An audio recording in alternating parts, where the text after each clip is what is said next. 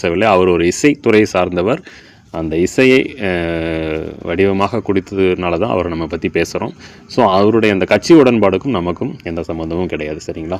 அவர் ஒரு member of parliament, அவ்வளோதான் அப்படிங்கிறத நம்ம இந்த பதிவு மூலமாக சொல்லிக்கிறோம். ஸோ அவர்களுக்கு 2 மகன், 1 மகள் தெரியும் உங்களுக்கு. கார்த்திக் ராஜா, யுவன் சங்கர் ராஜா, பவதாரணி.